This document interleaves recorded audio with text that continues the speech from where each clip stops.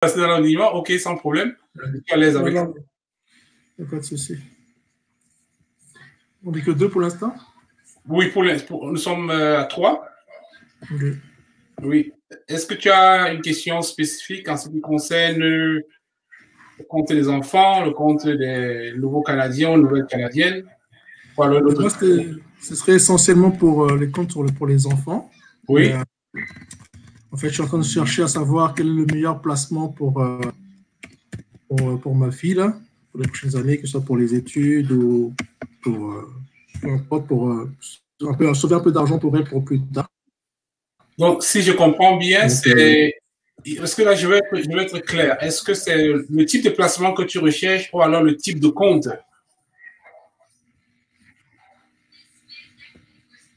Les deux, peu importe. La meilleure option. Parce que... ce que je veux, c'est avoir l'information et puis après pouvoir choisir.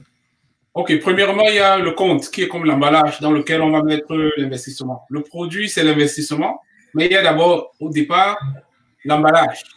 Dans l'emballage, il y aura le contenu. Le contenu, c'est qu'est-ce qu'on peut faire dans le compte. Okay?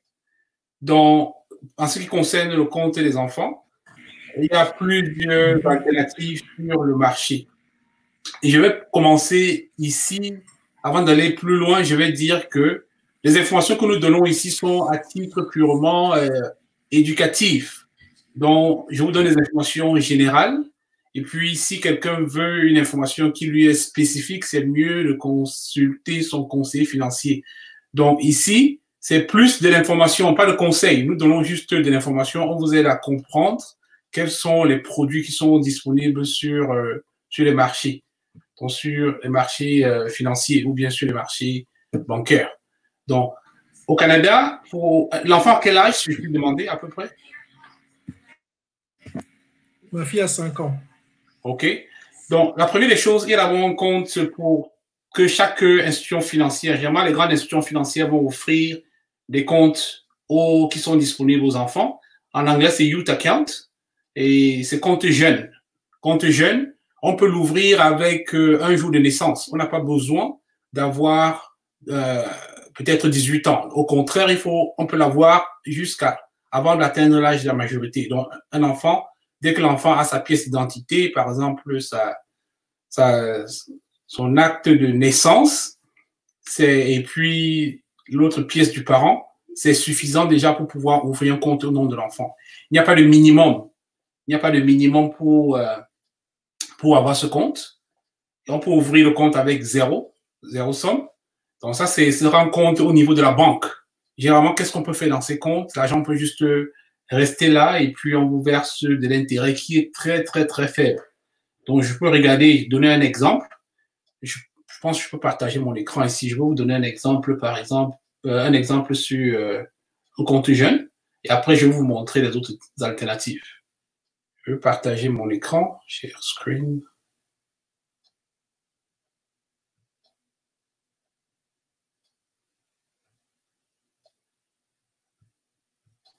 Est-ce que vous voyez mon écran? Est-ce que tu peux voir mon écran? Oui, on voit. Oui. Donc ici, par exemple, le premier type de compte, je prends un exemple, une banque comme TD. Le premier compte qui sera disponible pour les enfants où il n'y a pas de minimum. Si je vais, par exemple, chez les comptes des particuliers, je vais voir ici, compte aux étudiants, donc je veux compte les comptes. Je vais vous montrer ici les différents types de comptes qui existent.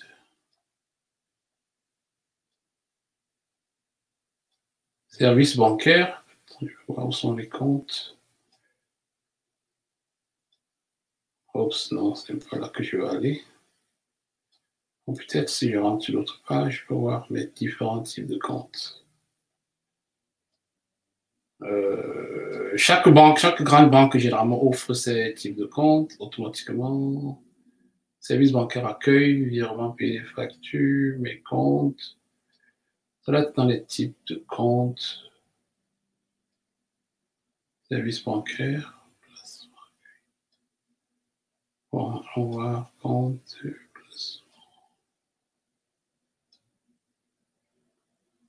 Patiente un instant, je vais trouver le lien. Donc, ça s'appelle Youth Account en anglais et puis compte jeune en français.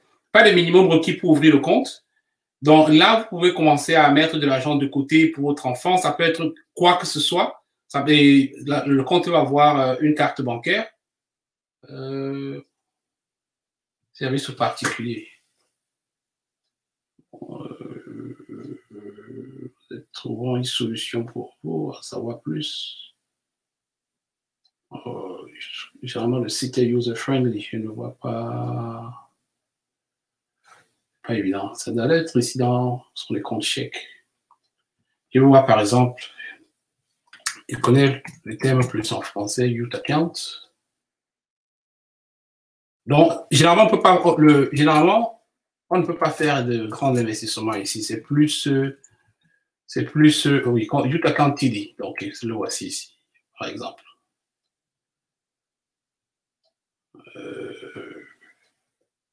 OK. Donc, je peux le mettre en français maintenant. Français. Donc, voici le premier compte qui est disponible, compte TD Jeune, par exemple. Moyen idéal d'aider vos enfants à découvrir les avantages de l'épargne. Donc, il n'y a pas de frais mensuels sur les comptes pour avoir des opérations illimitées, des transactions illimitées dans le compte. Et puis, qu'est-ce que vous pouvez avoir d'autre? Donc, pas de frais mensuels. Bon, ça vient avec une carte bancaire pour l'enfant. Vous, le parent, vous pouvez l'utiliser. Vous pouvez voir ici, j'ai pris le cas de TD. Vous pouvez regarder dans toutes les banques, généralement, la majorité des grandes banques offrent ce produit. Donc ça, ce sera le premier aspect. Qu'est-ce qu'on peut faire dans le compte? L'argent va rester là et vous pouvez avoir de l'intérêt, généralement très, très faible. Et le parent peut gérer le compte, mais dès que le parent atteint un certain âge, il doit passer, dès que l'enfant atteint un certain âge, généralement au-dessus de 12 ans, vous pouvez lui remettre le contrôle du compte. Mais c'est à partir de 12 ans, chaque enfant peut donc avoir sa carte. Le montant, par exemple, qui est dedans est limité à un seuil que l'enfant peut gérer. Bon. Autre chose, en dehors de ce type de compte au niveau de la banque, il y a des comptes aussi qu'on appelle comptes enregistrés d'épargne études. Donc ça, c'est un autre compte différent, plus voué à l'investissement. Donc ça veut dire, par exemple, que vous, le parent, vous ouvrez le compte, peut-être soit un parent, soit les deux parents. Vous pouvez ouvrir le compte, vous êtes propriétaire du compte, vous ajoutez votre enfant comme bénéficiaire. Donc, si vous avez un enfant, l'enfant peut être bénéficiaire. Si vous avez deux enfants, les deux enfants peuvent être bénéficiaires. Donc, il y a des plans familiaux dans lesquels vous pouvez mettre plus d'un enfant. Et l'enfant est le bénéficiaire, le parent ou les parents sont les propriétaires du compte. Donc, à un moment donné, vous allez faire des dépôts, des contributions qui ne sont pas déductibles d'impôts. Donc, si vous contribuez dans ce compte, régime enregistré d'épargne d'études, on l'appelle en anglais RESP, donc, à ce moment, le gouvernement va vous donner une contribution pour les études de vos enfants. Généralement, c'est 20%. Donc, 20% pour la quote-part que le gouvernement vous donne pour sponsoriser les études de vos enfants. Et plus tard, il y a un seuil. Maintenant, dépendamment de votre revenu familial. Si vous êtes à faible revenu, ça peut aller jusqu'à 30%. Mais sinon, le standard, c'est 20% pour tout le monde. Non, vous pouvez ouvrir le compte, avoir 20%. Donc, ça fait, si vous déposez 2500, vous recevez $500 du gouvernement. Et puis, vous pouvez avoir ce compte à plusieurs niveaux. Vous pouvez avoir ce compte au niveau de la banque. Vous pouvez avoir ce compte au niveau du courtier. Le courtier, c'est par exemple celui qui vous donne la possibilité d'investir dans des différents types de produits. Par exemple, dans les titres, dans les actions, dans les obligations, dans les fonds mutuels. Vous pouvez aussi avoir ce compte au niveau de la banque. Je ne sais pas si jusqu'ici, je vais dans le sens que vous attendiez, ou bien est-ce qu'il y a des questions encore spécifiques par rapport à ce que je viens d'exposer là?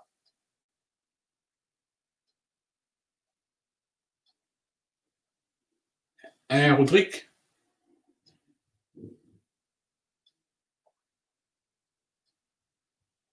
Est-ce que ça touche un peu tes attentes en ce qui concerne le compte avant que je ne touche l'investissement?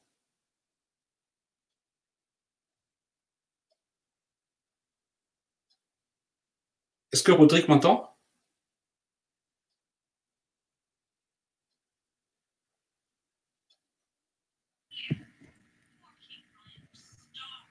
Oui, Rodrigue, est-ce que tu m'entends? Oui, moi je t'entends. Oui, oui, très bien. Est-ce que jusqu'à présent, ce que j'ai donné, ça va dans le sens que tu attendais ou bien... Malheureusement, j'ai eu un problème de connexion et j'ai pas raté une bonne partie là. Ah, donc, ok. Donc, premièrement, j'ai établi qu'il y a deux types de comptes. Il y a un compte au niveau bancaire où on peut l'ouvrir pour l'enfant dès que l'enfant est né. Il y a son acte de naissance, une pièce d'identité. Okay? Ça, c'est le tout premier type de compte qu'on peut ouvrir. Et puis, j'ai partagé ici, j'ai montré un exemple. J'ai pris une banque par hasard. Par exemple, j'ai mis TD. Donc, ce sera compte TD pour les jeunes. Donc, vous pouvez soit aller à TD, soit dans une autre, dans une autre banque pour regarder. Donc, le compte est gratuit mensuellement. Vous pouvez faire des transactions illimitées. L'intérêt est calculé sur chaque dollar. Par exemple, dans le cas de TD. Donc, je vois ici, pas de frais annuels, frais illimités. Si vous faites des retraits au guichet électronique, vous payez par exemple 2 dollars dans le cas de celui de TD. Ici c'est un guichet électronique à l'étranger. Vous pouvez, en Amérique du Nord, vous payez 3 dollars. Hors de l'Amérique du Nord, vous payez 5 dollars. Virement Interact, jusqu'à 100 dollars, vous payez 50 sous. Donc, ça peut varier d'une banque à l'autre. Donc, voici un premier type de compte qu'on peut offrir à l'enfant. Pas de minimum pour l'ouvrir. Tout le monde peut l'ouvrir. Dès qu'un enfant est né à sa pièce d'identité, on peut créer ce compte. Généralement, on ne peut pas faire les grands types d'investissements dans ce compte. C'est plus pouvoir garder quelque chose pour l'enfant, lui montrer, voilà, il y a quelque chose pour toi. Donc, l'enfant, sa carte bancaire, le parent peut gérer le compte jusqu'à un certain moment. Mais une fois que l'enfant atteint un certain âge, peut-être 12 ans, le parent peut céder le contrôle de ce compte à l'enfant. Ça, c'est au niveau de base. Mais à côté de ce compte, il y a un autre compte, qui est le compte régime enregistré d'épargne études. Dans celui-là, vous pouvez faire des investissements beaucoup plus consistants. Vous pouvez acheter des actions, vous pouvez acheter des fonds mutuels, des bons, et ainsi de suite. Je ne sais pas si un de ces types t'intéresse et si tu veux qu'on élabore plus sur un des types que j'ai mentionné. Oui? Je ne sais pas si la connexion est repartie là. La connexion est toujours là, oui, Rodrigue? Tu m'as suivi là? Ça a coupé au même moment là. Quand tu parlais du compte. Bon, j'ai suivi sur le Youth Account. Oui. Et ça, je crois que ça c'est bon. Oui. Ça a coupé. Ok. Est-ce que c'est le compte enregistré d'épargne d'études qui t'intéresse? Ouais. Moi, je veux plus quelque chose qui me rapporte de l'argent. Qui te rapporte de l'argent? Ouais. Il y a des intérêts, donc on gagne de l'argent dessus. Bon, le compte de Youth Account n'apporte pas grand-chose en termes d'intérêt. Il y a un autre compte qui est le compte enregistré d'épargne d'études, régime enregistré d'épargne d'études. Je peux vous montrer ici sur le site du gouvernement. Régime enregistré d'épargne d'études. On peut parcourir ça en France, c'est ça ici. REEI. Donc, ce compte, le parent ou les parents peuvent l'ouvrir à leur nom et puis ajouter les enfants comme bénéficiaires. Vous pouvez l'ouvrir au niveau de la succursale, au niveau de la banque, ou alors vous pouvez l'ouvrir au niveau chez votre courtier. Donc, si vous avez un courtier où vous êtes familier avec les actions, les obligations, les bons, les fonds mutuels, vous pouvez sélectionner ce type de compte. Donc, vous allez contribuer dans le compte. Le gouvernement va vous donner une contribution de 20% généralement. Donc, 20%.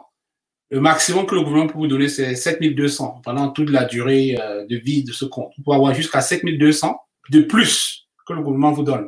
Mais le maximum que vous pouvez avoir, c'est 1000 dollars par an. Donc, si vous déposez 2500, vous recevez 20%, donc soit 500 dollars. Si vous avez des connaissances pour investir, vous pouvez acheter des actions, des obligations, des fonds mutuels. Et si vous ouvrez le compte au niveau de la banque, vous allez être limité très souvent aux fonds mutuels. Et comment ça fonctionne? C'est 20% que vous allez recevoir, puis vous pouvez utiliser pour financer les études. Donc, il y a les plans familiaux. Les plans familiaux, ça veut dire si un enfant naît, vous pouvez l'ajouter. Donc, si le premier enfant est bénéficiaire du compte, vous commencez avec un enfant, après vous avez un deuxième enfant, vous pouvez l'ajouter. Vous avez un troisième enfant, vous pouvez l'ajouter. Mais si à un moment donné, peut-être un enfant, supposons que vous avez 3 enfants dans le compte, et qu'un enfant, finalement, décide de ne pas aller à l'école, vous pouvez allouer les fonds, les cotisations, aux 2 autres enfants qui restent.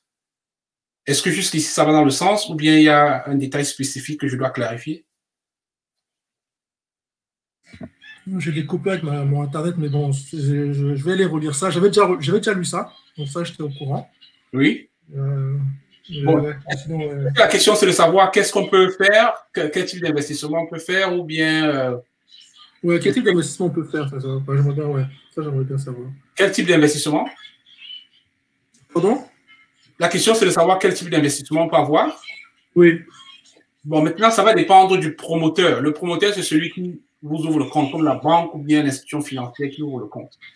Donc, si vous ouvrez le compte chez un courtier qui a une licence pour vendre les fonds mutuels ou bien pour acheter des actions, il va vous donner cette possibilité. Donc, vous allez premièrement déterminer quel est le type de produit que j'aimerais avoir. Donc, il y a des investissements, par exemple, du CPG, certificat de placement garanti, qu'on appelle en anglais DIC. Il y a les fonds mutuels, il y a les fonds négociés en bourse, qu'on appelle en anglais ETF.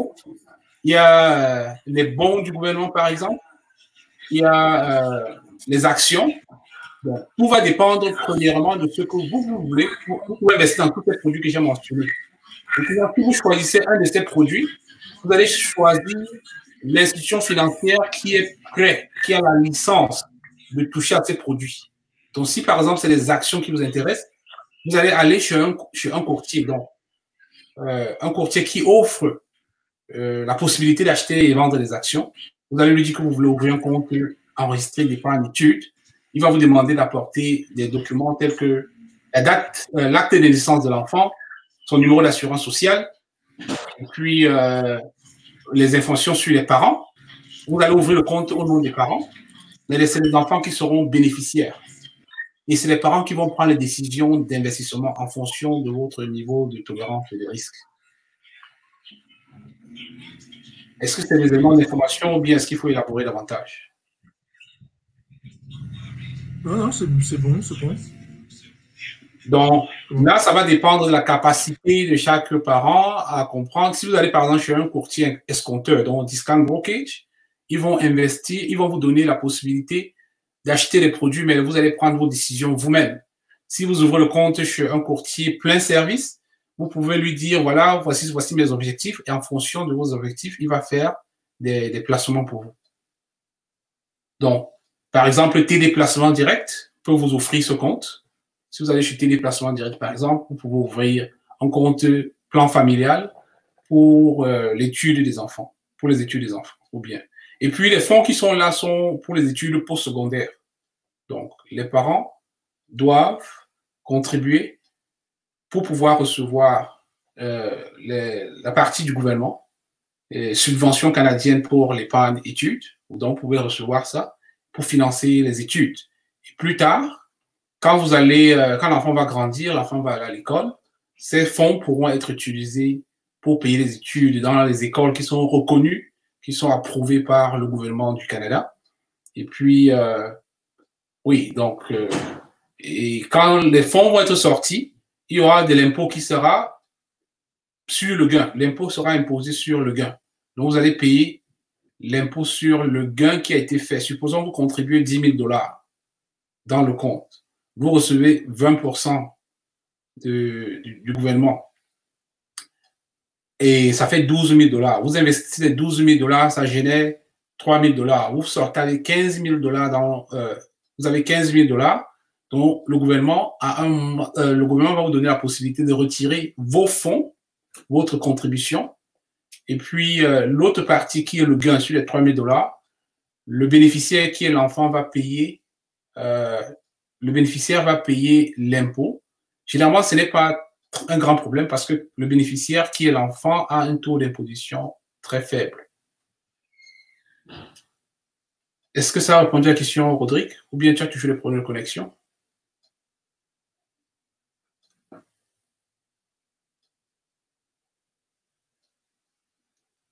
Ça a répondu? J'ai l'impression que la connexion dérange davantage.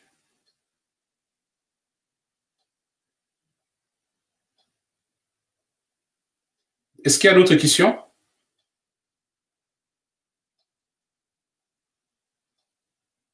Il n'y a pas d'autres questions?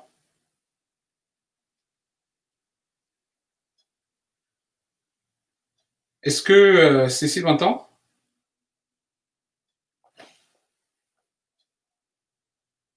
J'entends très bien. Oui. Oui. Est-ce que tu as des questions?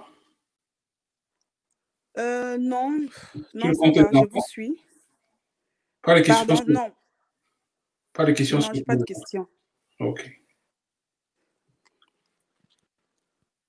Je vois, il y a plusieurs personnes. Je vois Rodrigue qui doit avoir certainement des problèmes de connexion. De temps en temps, c'est comme si ça disparaissait là. Je vois, nous avons quelques amis qui sont connectés. Est-ce que vous nous écoutez? Est-ce que vous avez des questions sur le compte des enfants, le compte des jeunes, le compte des nouveaux immigrants ou des nouveaux Canadiens, nouvelles Canadiennes? Quelles questions vous avez?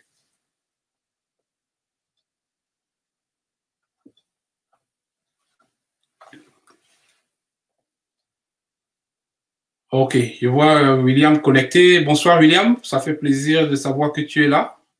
Est-ce que tu as des questions en ce qui concerne le compte des enfants? Bien le compte, les autres types de comptes qui existent sur le marché au Canada?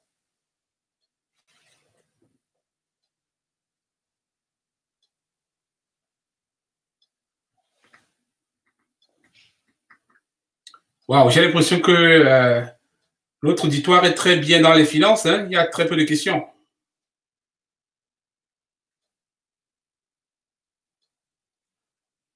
C'est bien de savoir que tout le monde gère bien ses finances.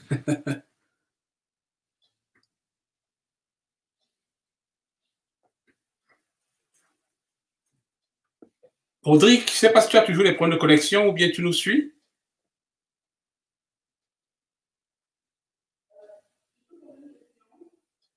Oui.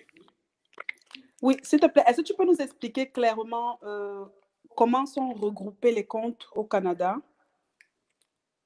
Tu veux dire quel type de compte? Le compte pour les enfants ou les comptes en général? Non, je veux dire, je pense qu'il y a des comptes qu'offrent les banques, je crois, des comptes privés, et puis, si je ne me trompe pas, des comptes requis par le gouvernement, hein, si je ne me trompe pas.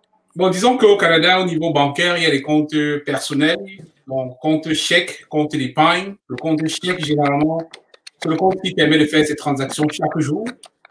Compte chèque, checking account en anglais, ça permet de faire ses transactions. Et puis, quand on utilise le compte chèque, généralement, il y a des frais mensuels. Et puis, quand on utilise le compte d'épargne, il n'y a pas de frais. Donc, le compte d'épargne, généralement, est fait pour épargner. Et puis, le compte d'épargne est fait pour épargner. Donc, par exemple, l'avantage d'avoir un compte chèque et d'un compte d'épargne, c'est avoir un compte d'épargne, vous recevez votre paye et puis peut-être chaque mois, vous pouvez avoir quelque chose qui va de votre compte chèque à votre compte d'épargne pour mettre quelque chose de côté. Donc, généralement, il y a des comptes pour les adultes, compte chèque, compte d'épargne.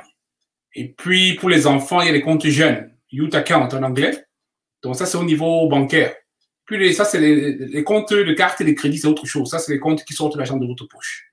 Donc, je parle là, par exemple, les comptes pour recevoir votre salaire, vous pouvez mettre de l'argent de côté. Et puis, généralement, sur plusieurs comptes chèques, vous ne recevez pas d'intérêt.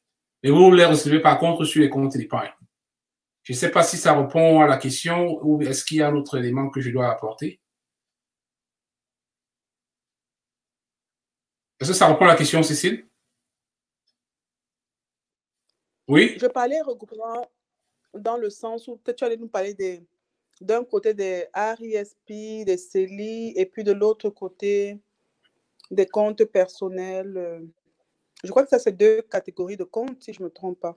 Oui, donc ce que j'ai mentionné là, c'est plus les comptes personnels.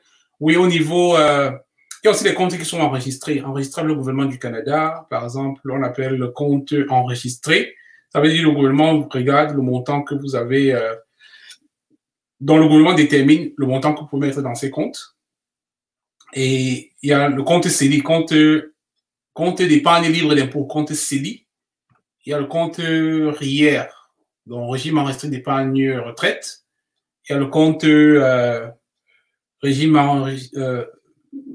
qu'on appelle le FER, fonds enregistré, le FER, fonds enregistré d'épargne retraite. Donc, à moins que tu n'aies peut-être une question bien spécifique, je peux aller dedans et puis te dire comment chaque compte fonctionne. Mais sinon, compte chèque, compte d'épargne, compte jeune, compte CELI, Compte d'épargne libre d'impôt, c'est le compte CELI, qu'on appelle en anglais Tax Free Savings Account. Il y a aussi le compte pour la retraite, compte en régime enregistré d'épargne retraite. Il y a le compte aussi pour les... Il y a le compte aussi, le fonds enregistré de revenus retraite. Donc, après, quand le RSP arrive à maturité. Il y a le compte, par exemple, pour régime d'épargne invalidité. Donc, il y a plusieurs types de comptes. Donc, si tu as une question bien spécifique sur un de ces types de comptes, je peux élaborer. Donc, voilà à peu près. Je ne sais pas si j'ai répondu à ta question. Oui, merci. Oui, salut William, salut Alfred. Ça me fait plaisir de vous voir connecté. Oui, merci. Salut Léo, salut tout le monde dans le panel. J'espère que tout le monde va bien. Oui, on va bien, merci William. Merci. Ok, parfait. Parfait. Oui, très bien, très bien. Bonne fête du Ramadan à tous les musulmans. Et avant de suivre, je voudrais dire que j'ai 2 questions. Oui. Donc déjà, merci pour ça. Ça m'évite d'aller à la banque pour poser les questions. Oui. La première, c'est dans le compte d'épargne étudiant, le RESP en anglais. Oui. Quand on met, je sais qu'il y a un minimum qu'on pourrait mettre et le gouvernement complète le reste. Quel est ce montant, si tu peux revenir dessus, s'il te plaît? Oui, le compte d'épargne revenu, le compte de régime enregistré d'épargne études, c'est de ça que tu parles? Oui. Oui, le gouvernement peut donner 20%. OK. 20% aux parents. Donc, donc, on crée le compte. Et puis, donc, les parents créent le compte à leur nom, enregistrent les enfants comme bénéficiaires. Et puis, les enfants bénéficient de ces contributions. Il faut que le parent cotise dans le compte pour pouvoir recevoir ce que le gouvernement va donner, qui est de 20%. Maintenant, en fonction des revenus familiaux, on peut aller jusqu'à 30%. Oui, mais si le revenu est faible, si vous avez un revenu familial faible, vous pouvez aller à 30%. Mais... Ah, d'accord. OK. Quelle est la limite? Quelle est la marge? Pour recevoir les 30%? Oui. Je peux regarder ça ici tout de suite. Un instant.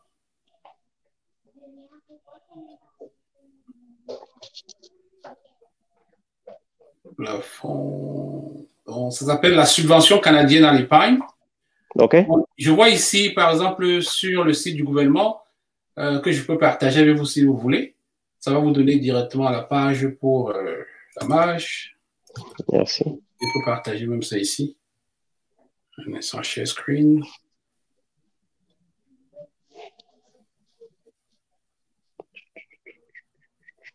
Est-ce que vous voyez mon écran?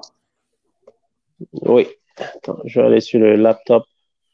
Donc, sur mon écran ici, vous pouvez voir que tableau récapitulatif de la subvention canadienne pour l'épargne d'études.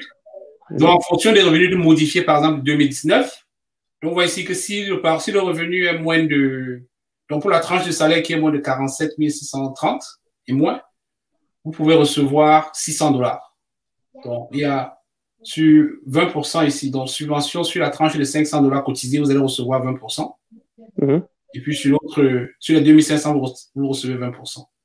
Donc, qu'est-ce que ça veut dire? Ça veut dire que si vous cotisez 2500, vous allez recevoir d'abord vos 20%. Et les premiers $500 vont aussi recevoir un 20%. Donc, vous allez recevoir $600 au lieu de $500. Okay. Mais si vous êtes revenu entre 47 630, sans dépasser 95 259, ça, c'est en fonction des revenus de 2019. Donc, la première tranche de $500 qui est cotisée va recevoir $50. Donc, ça veut dire que vous allez finir avec $550. Donc, mais si vous n'avez pas un salaire bas, vous n'allez pas avoir droit à ceci. Si votre salaire familial, votre revenu est au-dessus, vous allez recevoir $500 si vous avez cotisé 2500. Donc, le maximum que vous pouvez recevoir, c'est 7200. OK, donc c'est juste parce que vous recevez 7200 dans les deux cas, de toute façon. Non, ça, c'est le maximum. Oui, le maximum que le gouvernement peut contribuer. Oui, pendant toute la durée, c'est 7200. OK. Et, mais ce qui est intéressant ici, c'est que ça, c'est un argent qui est presque gratuit. Donc, si vous ne le cotisez pas, vous n'allez pas avoir les $500. Et si vous avez le compte pour l'enfant aujourd'hui, vous commencez à mettre l'argent, vous pouvez commencer à cotiser de côté, vous mettez 2500. Donc, il y a l'effet de l'intérêt composé, compound interest. Vous allez investir aujourd'hui. Donc, au lieu d'investir seulement 2500, votre investissement sera 3 000 $. Et ça va continuer à grandir en fonction de 3 000 $. D'accord, parfait. OK, bon, tu as répondu à ma première question, le 7 200, c'est ça que je voulais voir. Oui. Et la deuxième, c'est au niveau de l'ouverture des comptes. Disons un compte Chexi, par exemple, mon enfant, je veux lui ouvrir un compte bancaire. Il est encore mineur, il ou elle est encore mineur. Oui. Et, mais je voudrais pas un compte avec des frais. Disons un compte épargne ou un compte chèque. Je sais que ces comptes existent, mais la banque ne nous fait pas souvent, ne les présente presque jamais. OK. Comment on fait pour les ouvrir? Quels sont les mécanismes? Je ne sais pas avec qui, par exemple, tu fais affaire. Est-ce qu'une des banques, donc, TD Bank. Pardon? La banque TD. La banque TD. Voilà, je suis sur le site de la banque TD. Donc, voici la page. Ça s'appelle compte TD pour les jeunes. Donc, il faut que l'enfant ait moins de 18 ans pour l'ouvrir. L'enfant peut avoir un jour. On vous demande d'avoir l'acte de naissance. Donc, ici, 18 ans ou moins. Donc, c'est 0, pas de frais annuels. Donc, vous allez à la banque avec votre pièce d'identité ou votre carte bancaire et puis l'acte de naissance de l'enfant. Vous avez votre transaction illimitée, l'intérêt calculé sur chaque dollar. Et généralement, comme c'est un compte d'épargne, en fait, c'est un compte jeune, l'intérêt est très faible. Donc, frais mensuels 0. Opération comprise par mois illimité. Tu peux faire autant de transactions pour l'enfant. Wow. Oui, et tu reçois une carte bancaire pour l'enfant. OK. Donc, oui, tu reçois une carte bancaire. Si tu utilises la carte bancaire, dans une machine TD, tu ne payes pas les frais. Si c'est une autre machine qui est différente de TD, tu vas payer 2 $ par opération. Donc, ce serait conseillé dans ce cas d'utiliser la machine de TD pour les transactions. Si tu voyages en Amérique du Nord, tu utilises la carte bancaire, tu payes 3 $. OK. Si tu vas hors de l'Amérique du Nord, tu utilises la carte, tu payes 5 $. Donc, ça te donne cette flexibilité. Même si tu es hors du Canada, hors de l'Amérique du Nord, tu peux toujours avoir accès au compte. Donc, généralement, on peut donner une carte bancaire avec maximum 100 $ que l'enfant peut retirer ou bien le parent peut retirer, mais on peut revoir cette limite, quoi. Ah, le maximum est juste 100 $ à utiliser. Le retrait, c'est par mesure de prudence. Ah, d'accord, OK. Donc, si tu veux, par exemple, tu vas au guichet. C'est juste quand tu dis un enfant peut-être de 8 ans, de 12 ans, peut-être plus 100 $, c'est un montant assez élevé pour l'enfant. OK. Donc, je t'encouragerais vraiment à visiter une banque pour créer le compte pour l'enfant. Et déjà, même l'argent que le gouvernement donne pour les enfants chaque mois, c'est mieux qu'il atterrisse directement dans le compte de l'enfant au lieu d'atterrir dans le compte du parent. Oui, c'est vrai. Oui, donc si tu crées ce compte pour l'enfant, tu peux demander sur le site du gouvernement Agence de Revenu Canada, dans le fichier Mon compte, tu peux aller là-bas, tu changes par exemple le compte, la destination. Le compte, généralement, ce sont nos femmes, comme elles donnent trop le pouvoir dans ce pays. Ce sont elles qui ont ce privilège de décider dans quel compte ça va aller là. Donc, il faut pas dire ça, ils coupent ton compte Facebook et YouTube. Hein? Ouais, ça tout est possible, mon cher. Je te dis, on ne sait jamais. On ne sait jamais, c'est vrai. Donc, oui, donc voilà, tu peux créer le compte, tu reçois la carte bancaire, et puis quand l'enfant va atteindre 12 ans, tu vas lui donner le privilège. Ça permet aussi de responsabiliser l'enfant très tôt. Oui. Et ça, tu peux créer autant de comptes jeunes que tu veux. Tu peux créer 2 comptes pour l'enfant, peut-être un que tu laisses à l'enfant de gérer lui-même et un que toi, le parent, tu gères. Puisqu'il y a des frais, il n'y a pas de frais. D'accord. Oui, c'est bien. Et disons qu'il n'y a pas de frais. Maintenant que tu dis ça, il y a quelque chose qui m'intéresse. Disons que je veux faire des achats. Et si le compte, je sais que l'enfant, dès qu'il a un compte et qu'il y a des transactions, oui. À partir de quel âge on commence à avoir sa marge de crédit? Non, la marge de crédit, ça, c'est un produit de crédit. Il faut que l'enfant soit adulte pour demander, parce qu'il faut signer une entente de crédit, de dette. L'enfant peut avoir une marge de crédit. OK, c'est juste. Tu veux parler de dossier de crédit ou bien? Oui, je parlais d'un dossier de crédit. Oui, le dossier de crédit, il faut que tu aies un produit de crédit. Il faut par exemple que tu aies une carte de crédit ou bien un découvert. Et pour avoir le crédit, il faut que tu sois majeur. D'accord. L'enfant ne pourra pas avoir un dossier de crédit tant qu'il ou elle n'est pas majeur. Donc, quelqu'un peut prendre son argent et disons qu'on veut voir combien tu as dans ton compte. Tu prends tout l'argent, là, tu caches dans le compte de l'enfant. Bien sûr. Tu me donnes Moi, le je dis ça. Hein? C'est juste une façon de parler, une façon de parler. Oui, Ok, d'accord, ça marche. oui. Merci beaucoup, merci. Tu as répondu à mes questions. Je pense qu'il y a d'autres personnes là, je vais pas monopoliser. Oui, oui. Donc, je vois. Est-ce que tout le monde écoute? Est-ce que vous avez des questions? On est excité de répondre à vos questions. Hein. C'est bien qu'on s'éduque et puis on commence à responsabiliser aussi nos enfants. J'ai vu plusieurs parents qui me disent non, l'enfant n'a pas encore l'âge pour avoir le compte. J'ai dit non, il n'y a pas d'âge limite. Ou bien vous n'avez pas besoin d'avoir $50 avant d'ouvrir le compte. Vous pouvez créer des comptes pour vos enfants. Ça permet aussi de responsabiliser les enfants, commencer à avoir des conversations très tôt avec l'enfant, leur apprendre comment épargner, leur apprendre c'est quoi la différence entre le besoin et l'envie, par exemple. Donc, ça, c'est très, très important. Tu vois que Rodrigue est toujours connecté. Est-ce qu'il y a d'autres questions, Rodrigue? Ah ouais, je suis là. Tu m'entends là? Oui, je t'entends.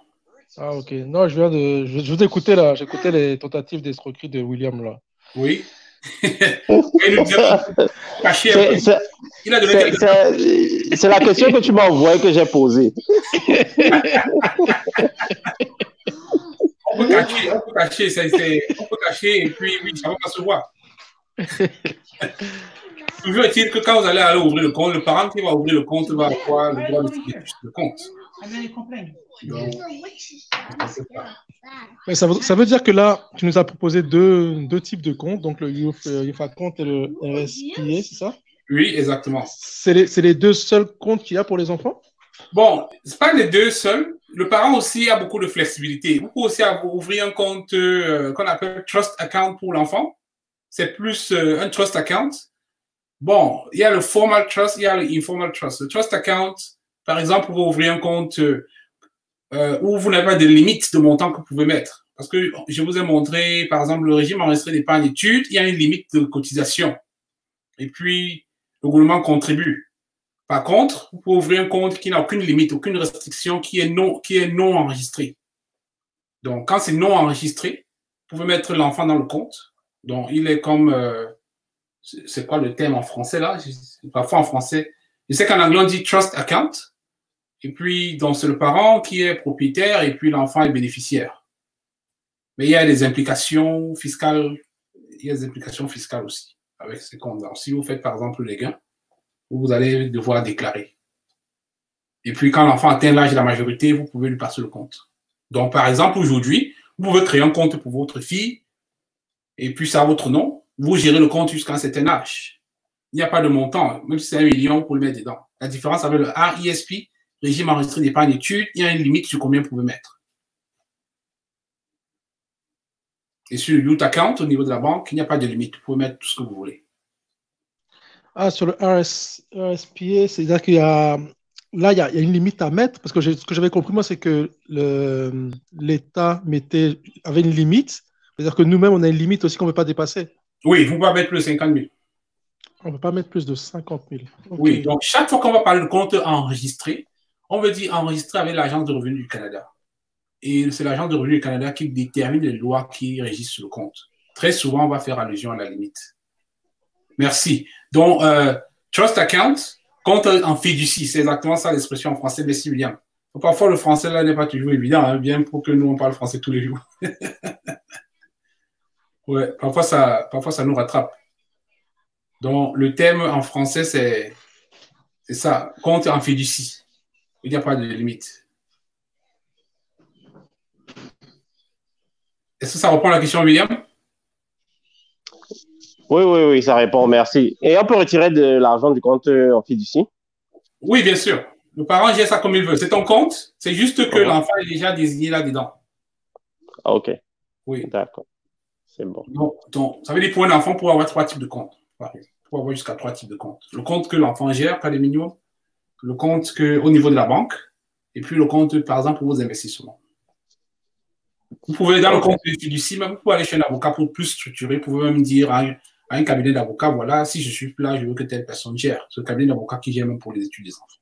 Donc peut-être, si vous êtes dans une relation un peu compliquée là, conjugale un peu compliquée, parfois il y a des relations peut-être quand on se sépare, l'autre partie l'autre conjoint du couple vient et puis peut-être l'enfant était né de la relation précédente. Et puis peut-être le stepfather ou bien le tuteur vient s'accaparer des biens que l'autre couple avait laissés. Ça, le compte en fiducie peut gérer ce genre de problème. Il faut conseiller les familles polygames. Ouais. Je pense que la polygamie n'est pas reconnue chez nous ici au Canada. Ah oui, c'est vrai. Ouais. Donc, Rodrigue, ça répond à la question? Oui, très bien, merci. Ouais. Je vois une autre question de Alfred. Quelle est la différence entre investir pour un enfant dans les fonds mutuels et investir avec le gouvernement? Généralement, on n'investit pas avec le gouvernement. Vous ouvrez le compte, le gouvernement vous donne une partie d'argent et vous allez investir. Vous allez choisir le type d'investissement que vous allez faire. Ça peut être dans les fonds mutuels, ça peut être dans les CPG, certificats de placement garanti, ça peut être dans les actions, ça peut être dans les obligations. Donc, investir avec le gouvernement, je peux plutôt voir ça comme un compte que vous avez créé pour les études des enfants. Vous y mettez de l'argent et le gouvernement aussi vous donne une contribution de 20%. Donc, ça, c'est un investissement, vous gagnez 20%, par exemple. Alfred, est-ce que ça donne quelques éléments de réponse? Très bien. Est-ce qu'il y a d'autres questions? Compte études, oui. Régime enregistré d'épargne études. J'ai partagé le lien plus haut. Le régime enregistré d'épargne études, le maximum, c'est 50 000 qu'on puisse mettre dans le compte pendant toute la durée du compte. Et puis, le maximum qu'on puisse recevoir du gouvernement, c'est 7 200. Sinon, si l'enfant a eu 15 ans, donc si l'enfant a eu 16 ans, ça devient un peu compliqué s'il n'a jamais commencé. Il faudrait qu'avant que l'enfant n'atteigne 15 ans, que vous ayez au moins cotisé, soit $2 000, soit les 4 ans avant qu'il n'ait 15 ans, que vous ayez cotisé $100 chaque mois. Oui, je vois, Alfred dit que c'est pas clair. Qu'est-ce qui n'est pas clair?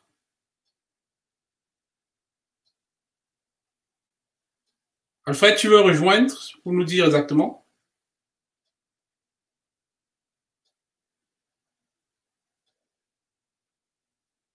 Je pense qu'il y a le lien pour joindre là. Tu peux mettre le lien pour rejoindre la conversation.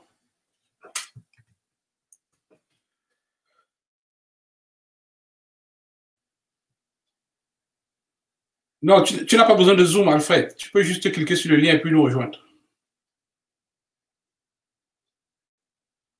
Tu n'as pas besoin de Zoom. Tu peux juste cliquer sur le lien et puis tu peux nous rejoindre et poser ta question en direct.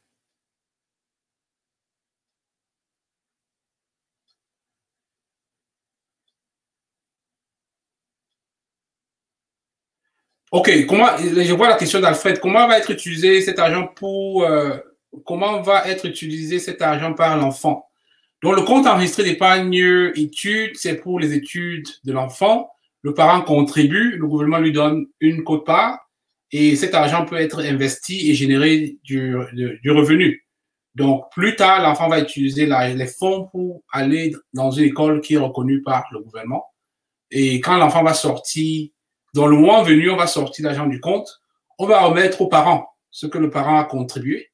Toutes les cotisations du parent vont lui être remises. Et puis, la partie que le gouvernement a donnée va être utilisée pour les études. La partie de gain, donc il y aura 3 parties à la fin. Il y a la cotisation que le parent ou les parents ont effectuée.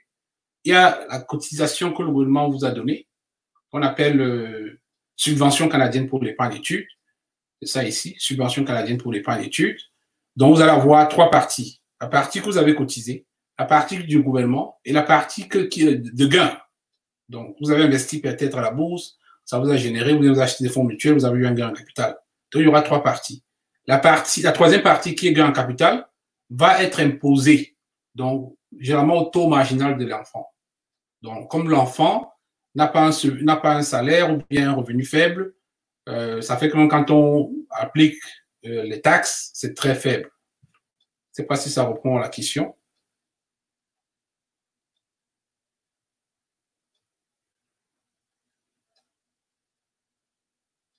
Alfred, est-ce que ça répond à ta question?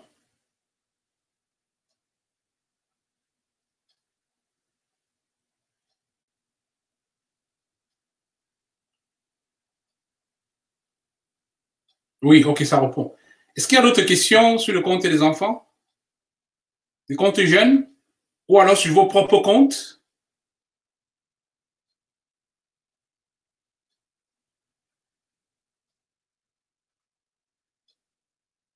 Ok, tu penses avoir compris. Merci. Ça veut dire que chacun gère très, très bien ses comptes ici.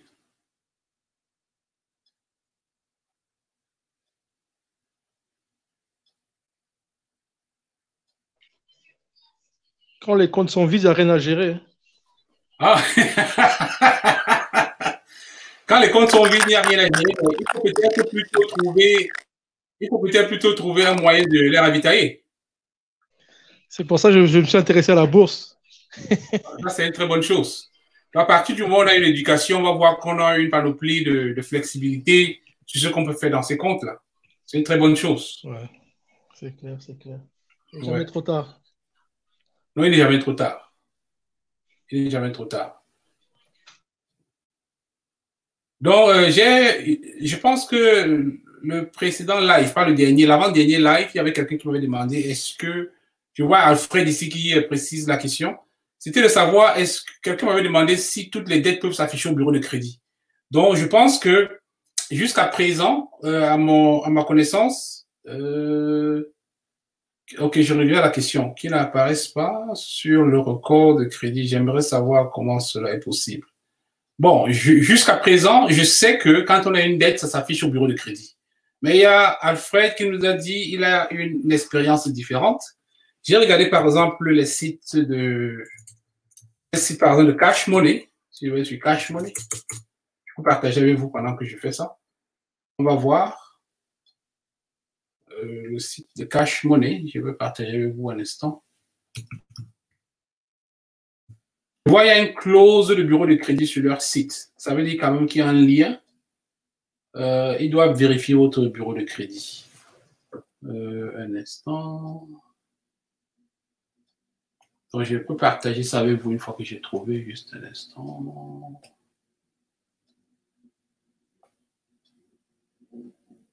Donc, je peux vous montrer la page que je suis en train de regarder. So, share screen. Share.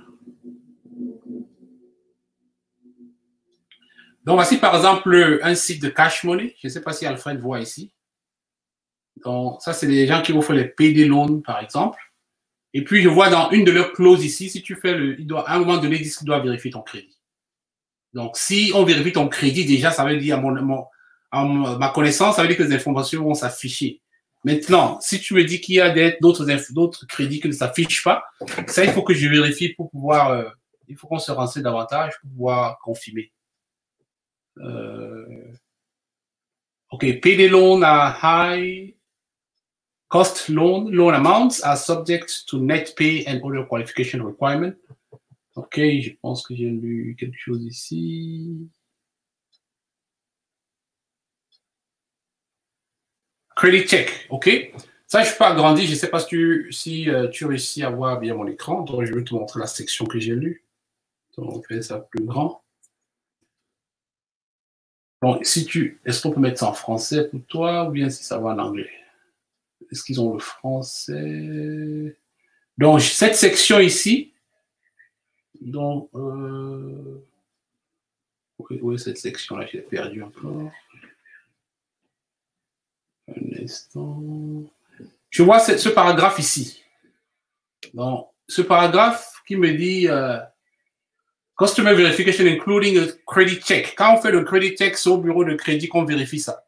Online installment loan, line of credit loan, minimum of $500 to a maximum of $10,000 based on a completed application. Net paid and other qualification requirement and customer verification including a credit check. Donc, de $500 jusqu'à $10,000, il peut faire le credit check. Quand tu places... j'ai eu $2,500 avec eux sur forme de marge de crédit. Bon, je ne travaille pas pour cette compagnie. Le plus important pour moi, c'est vous montrer, par exemple, comment retrouver l'information. Donc là, si tu as une situation particulière avec eux, je ne peux pas te dire dans un cas spécifique ce qui s'est passé, mais d'une manière générale, je comprends en regardant le site ici qu'ils peuvent faire le credit check. Maintenant, si la situation est particulière, je ne peux pas vraiment l'adresser. Donc, si avec toi, on n'a pas donné, si on te dit, ce n'est pas, ça s'affiche pas au crédit de bureau, je ne peux pas vérifier ça pour l'instant. Je peux continuer peut-être à regarder pour voir si je peux t'aider à trouver plus d'informations, mais jusqu'à présent, je me réfère à ce qui est écrit sur le site. Donc, dès que je vois crédit check, ça me fait comprendre qu'on va vérifier au bureau de crédit. Tu me dis, ça fait même une politique publicitaire que certains agents utilisent pour avoir les clients et donner des lignes de crédit aux gens. Les crédits check, c'est le premier jour. Bon, ça, je ne peux pas confirmer.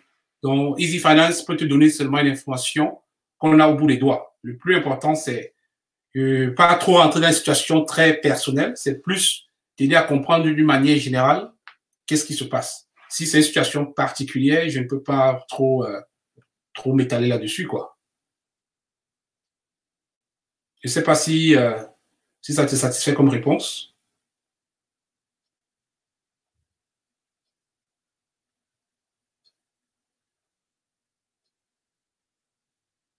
Tu dis, donc, si je comprends bien, tu dis, j'ai eu 2500 $ de crédit avec eux sous forme de... j'ai eu 2500 $ de crédit avec eux sur forme de marge de crédit. Moi, ce que je leur demanderais, parce que d'après, est-ce que c'était quoi le nom de la compagnie? Est-ce que c'était Cash Money? C'était... c'est Cash Money? Si c'est Cash Money, on peut regarder pour voir est-ce qu'il y a une clause sur le site, par exemple. Cash Money. Mais si c'est Cash Money, moi, je vais me demander parce que autrement, ça fait un conflit avec ce que j'ai dit et ce que toi, tu me dis. Je vois ici sur le site de Cash Money parce qu'autrement, je vais aller m'engager avec eux. Ils vont me dire c'est écrit sur le site, en noir et blanc. Pourquoi tu n'as pas lu? Donc, je vais faire très attention à ce qu'on me dit verbalement qu'à ce qui est écrit sur le site. Pour moi, ce qui est écrit est plus crédible. Si un agent de cette compagnie te dit que oui, ça ne va pas s'afficher, moi, je vais faire attention. Je vais demander des clarifications. Je vais leur demander. Mais comment se fait-il que sur votre site, vous me dites que vous allez faire un crédit check entre 500 $ et 10 000 $? Ça, c'est ce que je lis ici. Donc, j'ai besoin qu'on clarifie ça avec moi.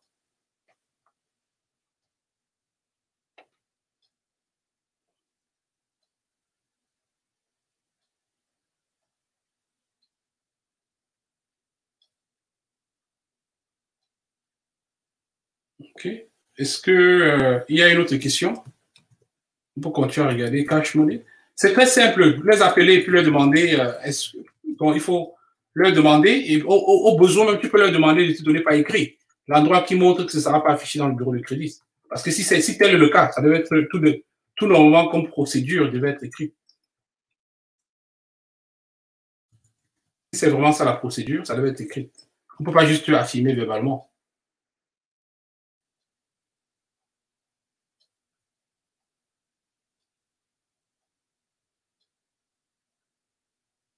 Une autre question?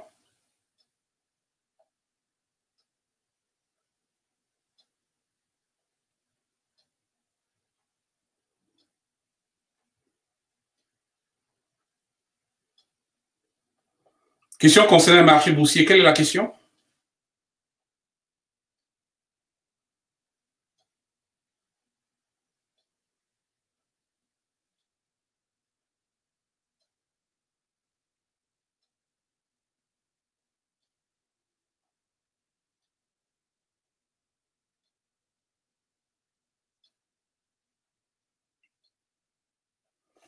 Donc, avant ça, tu disais que c'est une politique publicitaire que certains agents utilisent pour avoir les clients et pour donner des lignes de crédit aux gens. Le crédit check, c'est le premier jour. Bon, moi, une fois de plus, j'insisterai qu'on me clarifie et qu'on me donne quelque chose par écrit, que ça ne va pas s'afficher au bureau de crédit. C'est ce que je dirais sur ce point.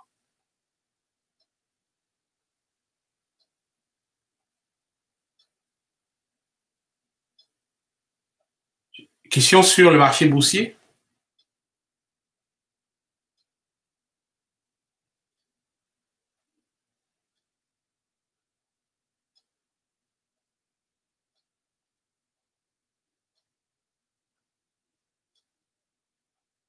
Est-ce que tu es en train de saisir la question? OK, lorsque tu fais des achats et que le marché chute, combien de temps peux-tu garder tes actions achetées? Bon, ça c'est... Lorsque tu fais des achats et que le marché chute, combien de temps peux-tu te garder? Attends, lorsque tu fais des achats et que le marché chute, combien de temps peux-tu garder les actions achetées? La première des choses en ce qui concerne les marchés boursiers, moi je dirais premièrement être sûr qu'on comprend ce qu'on fait, qu'on fasse ses recherches. Moi, avant d'acheter les actions, je pense qu'il est important de savoir pourquoi j'achète cette compagnie. Il est important de savoir où est mon point de sortie. Donc, avant d'aller acheter, je dois savoir à quel moment j'achète, à quel moment je veux sortir. C'est pas quand le marché commence à chuter que je commence à chercher ma zone de sortie. Donc, ça demande une certaine éducation, comprendre le fonctionnement des marchés boursiers. Et puis, pourquoi tu as choisi la compagnie dans laquelle tu t'es lancé? Et peut-être quelle est la motivation? Quelle est ta motivation à choisir cette compagnie? Pourquoi la compagnie est en train de chuter? C'est des questions que je vais me poser. Mais comme j'ai dit, ça demande de l'éducation, ça demande de comprendre. Et puis, je pense toujours que le domaine de la bourse, il faut prendre ça avec les pincettes. C'est important de comprendre comment ça se passe parce que c'est un secteur volatile. On peut gagner beaucoup d'argent, on peut également en perdre. On ne se lance pas seulement là-dedans, juste par aventure, quoi. Moi, c'est ce que je dirais. Donc, avant d'acheter, on sait où on sort. On a fait ses études, je sais pourquoi je prends compagnie A, compagnie B, compagnie C, je sais pourquoi je l'achète. Et je me dis, voilà, j'achète pour telle raison. Est-ce que c'est sur le long terme? Je regarde c'est quoi ma stratégie de sortie. Je regarde comment je peux gérer mon risque. Et puis à cet effet, donc Easy Finance peut apporter plus de détails, par exemple, dans nos formations. On couvre toutes ces parties. Je ne peux pas juste te donner une réponse qui est très spécifique parce que la raison pour laquelle une compagnie chute peut être différente d'une compagnie A à une compagnie B. Donc, il y a beaucoup de paramètres à regarder. Est-ce que tu trouves que c'est suffisant comme réponse, Alfred?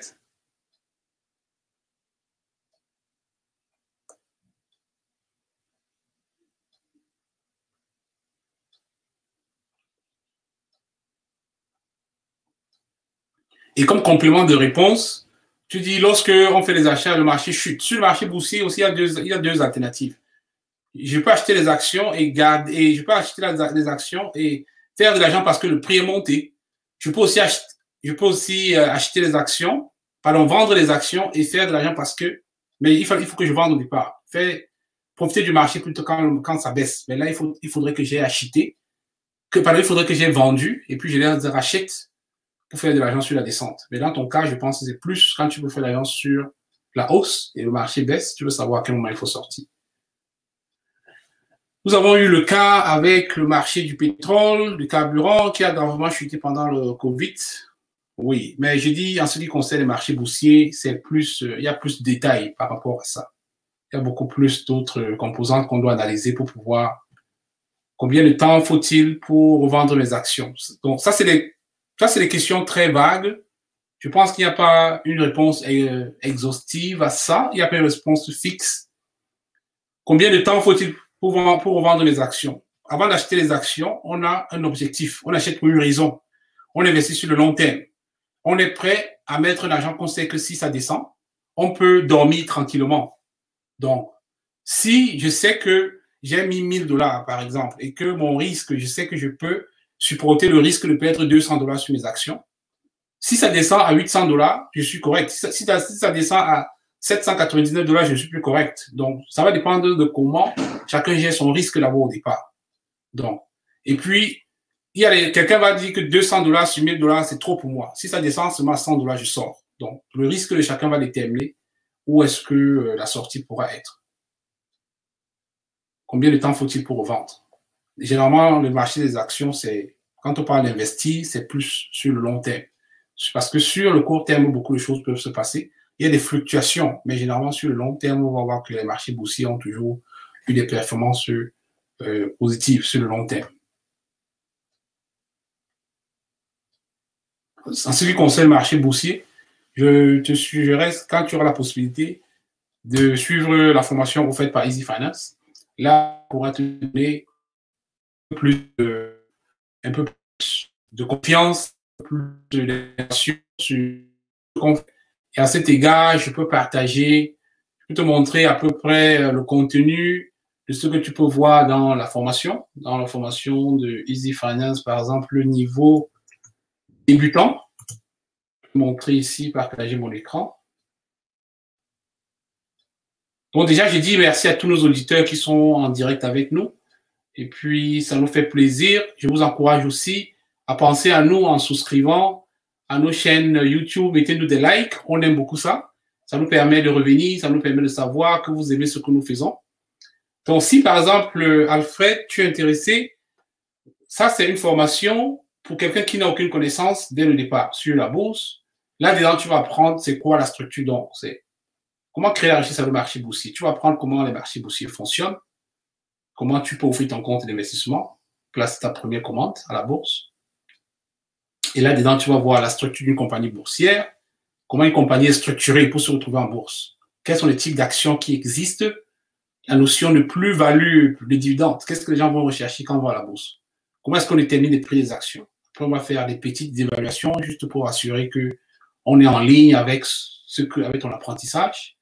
On va voir la réglementation des marchés boursiers, donc comment les marchés boursiers fonctionnent, c'est quoi la réglementation, quels sont les types de marchés boursiers qui existent, l'implication fiscale. Quand tu achètes tes actions, il y a une composante fiscale. Donc, le gouvernement veut t'écouter. Donc, tu vas apprendre ça dans cette formation. Comment est-ce qu'on lit les cotations boursières, les actions, les fonds négociés en bourse ou bien les ETF, comment ça se lit, les cotes, les indices. C'est quoi un indice? Tu vas voir ça dans la formation. Exigences de négociation. Qu'est-ce qu'on doit savoir? Qu'est-ce qu'il faut pour aller à la bourse? Par exemple, quel type d'équipement dont tu as besoin? Les courtiers. Comment tu choisis ton courtier? Courtier escompteur. Quel type de compte il te faut? Donc là, on va aller en détail dans les comptes. Les comptes enregistrés. C'est quoi un compte enregistré? Avantages et inconvénients. C'est quoi le compte non enregistré? Compte sur marge, compte comptant. C'est quoi un compte sur marge? Comment choisir son courtier? Comment ouvrir son compte d'investissement? Donc, comment placer la première commande, un ordre d'achat, un ordre de vente, un ordre de stop. Donc, voilà ce qu'on apprend vraiment dans la formation niveau débutant. Et puis, la formation, c'est plus de 15 heures de formation. Il y a du coaching one-on-one, donc du coaching personnel. Donc, si tu es intéressé, tu attends quand nous allons lancer notre prochaine formation et puis tu nous fais signe, on pourra aller plus en détail. Et puis, si tu as l'occasion de suivre la formation, ça va te donner plus de confiance pour pouvoir approcher les marchés boursiers. Merci beaucoup pour les likes, pour tous nos amis qui nous like. On apprécie beaucoup ça. Mettez-nous les likes. Et puis, nous diffusons aussi sur YouTube en ce moment, mais nous n'avons pas encore assez d'abonnés sur YouTube pour pouvoir diffuser en permanence. Donc, je vous encourage également à souscrire à notre chaîne YouTube que je vais aussi partager ici avec vous. Donc, c'est Easy Finance Academy, site de YouTube. J'ai avec vous ici. Donc, nous sommes à votre service. Donc, souscrivez à nos forums, à nos Facebook, et puis ramenez-nous nos questions. Le plus important, ce n'est pas d'avoir l'information pour les doigts. Même si on n'a pas l'information pour vous, on va faire des efforts pour vous retrouver l'information. Donc, ça, c'est notre site. Je vous invite à vous abonner et puis nous mettre aussi, activer la cloche. Pour l'instant, on a seulement 80 abonnés. Par contre, dans nos forums, on a plus de 400 personnes. Donc, on serait très flatté de vous voir, vous apporter votre soutien pour être bien référencé. Donc, merci déjà à tout le monde qui a mis des likes, qui encourage ce que nous faisons. C'est très, très apprécié. Et c'est comme ça que nous allons grandir comme communauté. Merci d'avoir partagé le lien du site. William. Une autre question? Oui, Léon, moi, ce n'est pas une question. C'est Rodrigue, c'est pas une question. C'est juste pour un peu aller reprendre un peu ce que tu disais sur la bourse, là, par rapport à tes cours. Oui. J'aimerais juste faire un petit témoignage, parce que moi, j'ai suivi les cours. Avant ça, je ne connaissais vraiment, vraiment rien en termes de bourse. Et en tant qu'étudiant, enfin, quelqu'un qui a pris les cours avec toi, j'en ai déjà pris, j'en suis à mon 4e cours, je pense maintenant, tellement ça m'a passionné. Oui. Et j'aimerais juste dire aux personnes qui sont intéressées de vraiment faire le pas, parce que on apprend énormément de choses et que ça vaut vraiment le coup. Des fois, on est un peu freiné par certaines choses, on réfléchit un peu beaucoup, mais l'éducation qu'on apprend là, c'est quelque chose de formidable et c'est vraiment très, très enrichissant. Oui. Quoi qu'il arrive, on ne regrette pas. Moi, je ne regrette pas en tout cas de l'avoir fait. Je ne suis pas encore millionnaire grâce à ça parce que c'est le début, on apprend. Oui. Mais je l'ai fait. Donc, je voulais juste témoigner pour dire que voilà, ce n'est pas juste de la pub comme ça. Moi, je l'ai fait. Depuis, on est toujours en contact. Quand j'ai besoin de quoi que ce soit, tu es toujours disponible pour nous aider, pour répondre aux questions. Donc, c'est vraiment plus que donner une information. C'est vraiment comme du comment on dit? Du mentorat. Mentorat, oui. Du mentorat que tu fais quasiment là. Oui. Donc, j'aimerais profiter aussi du fait que on soit là pour te remercier pour tout ce que tu apportes et puis tout le temps que tu nous donnes. Merci. Et puis, j'aimerais vraiment, vraiment encourager tous ceux qui hésitent encore un peu ou qui ne savent pas trop, qui sont intéressés mais qui hésitent, de vraiment faire le pas. Moi, je ne peux pas leur promettre qu'ils vont être millionnaires parce que de toute façon, je ne le suis pas encore moi non plus. Oui. Mais en tout cas, une chose est sûre, c'est qu'ils vont apprendre beaucoup. Et si après ça, ils se sentent vraiment passionnés par la chose, je pense qu'ils seront capables de faire de l'argent. Donc voilà, c'était juste le témoignage que je voulais apporter. Merci Rodrigue, c'est très apprécié. Mais est-ce que tu peux nous dire, par exemple, au départ, quand tu hésitais, qu'est-ce qui t'a fait vraiment franchir le pas? Qu'est-ce qui m'a fait franchir le pas? Je vais te... Clairement, moi, j'ai connu ça un peu par hasard. Hein. Je ne te connaissais pas, je ne connaissais pas Easy Finance. C'est plus ma femme qui m'en a parlé, qui m'a dit, ah, il y a un gars, là, on m'a parlé, il donne des formations sur la bourse. Oui. J'ai dit, OK, et c'est que moi, j'aime bien tout ce qui est chiffres et tout ça. Oui. Je me suis dit, bon, pourquoi pas? Donc, j'ai fait le premier cours, je crois que tu avais fait un cours gratuit, donc j'ai écouté un petit peu. Oui. Et puis, je me suis dit, pourquoi pas? En plus, on est en confinement, donc tant qu'à faire, profiter du confinement pour apprendre des nouvelles choses. Mm-hmm. Et puis c'est comme ça que je me suis lancé. Hein. Donc, j'avais vraiment, à part ce que je voyais à la télé, des chiffres qui passaient devant mes yeux tous les jours, en termes de bourse, je ne connaissais absolument rien. Je pensais comprendre, mais en fait, après le premier cours, j'ai compris que je ne comprenais pas grand-chose. Ouais. Mais j'ai vu aussi que ce n'était pas non plus la mer à boire, quoi. Donc, c'est pas non plus, faut pas non plus avoir fait des études à Harvard pour comprendre comment ça fonctionne. Exactement.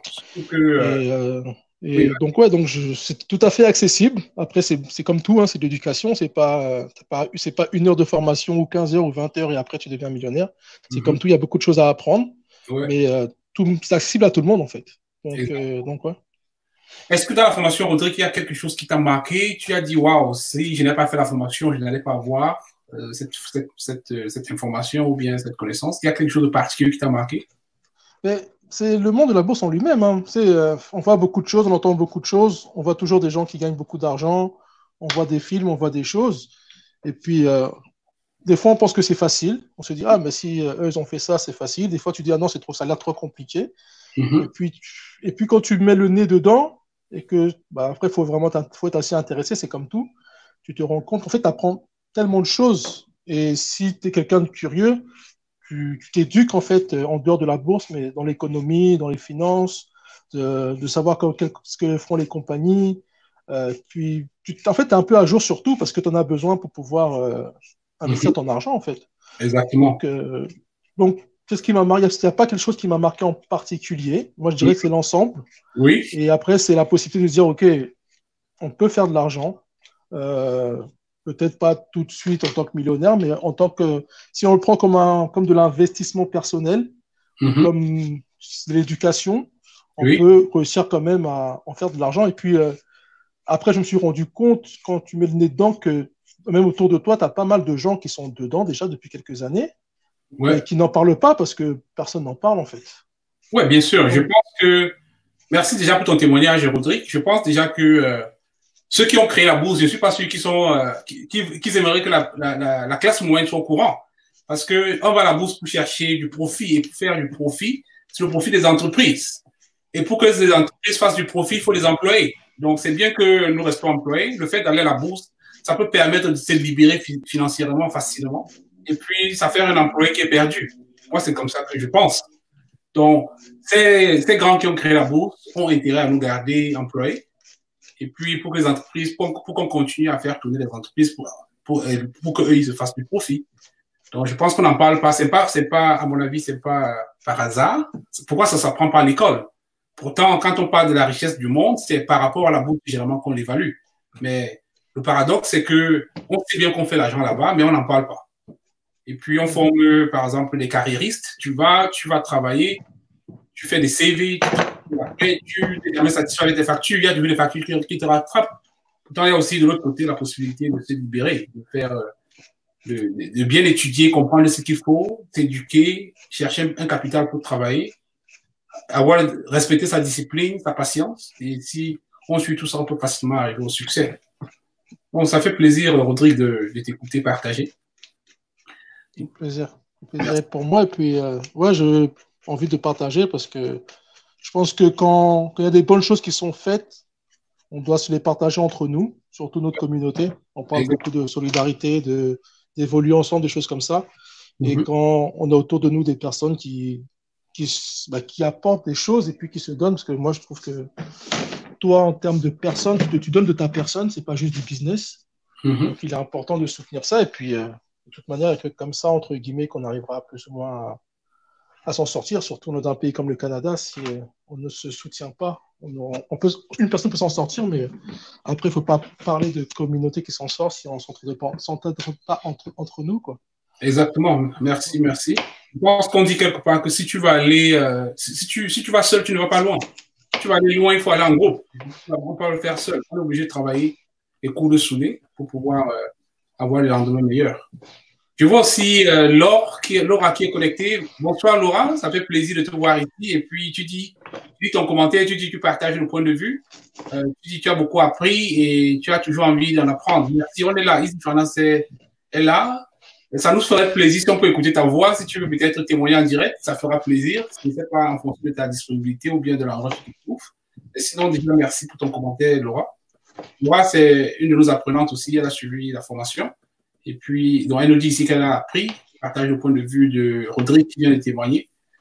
Donc, bonsoir, de te voir connecté. Donc, nous avons encore environ 14 minutes là, 13, donc disons environ 15 minutes pour la soirée.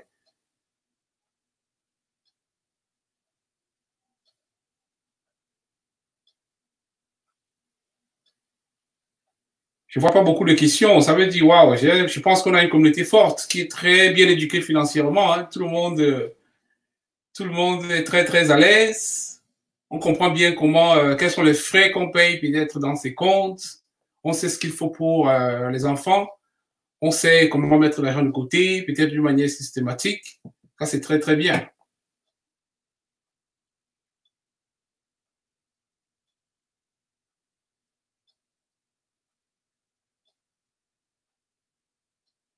Je ne vois pas d'autres commentaires.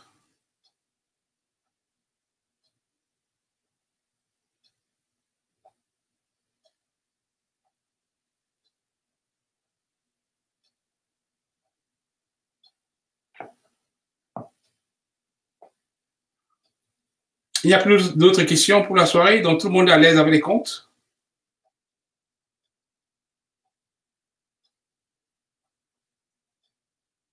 Donc déjà, j'ai dit merci à tous qui ont donné de leur temps pour suivre notre live en direct. Donc, on va, chaque semaine, on va être là, probablement les dimanches. C'est vrai il pourrait arriver des fois peut-être que ce soit ajusté, mais sinon, pour l'instant, on se dit chaque dimanche, de 7h à 8h30, on va se connecter avec vous pour pouvoir parler de la finance. Envoyez-nous vos questions à l'avance. Ça nous permet de savoir, même si vous n'avez pas le courage ou bien peut-être la possibilité de parler au micro ou bien en direct, envoyez-nous nos questions même dans l'anonymat. Nous allons répondre à vos questions et peut-être vous allez profiter des réponses. Donc, ça nous fait plaisir d'être avec vous. Donc, s'il n'y a plus d'autres questions, je ne vois personne d'autre connecté. Je veux souhaiter à tout le monde une très bonne soirée et puis on va se retrouver la semaine prochaine.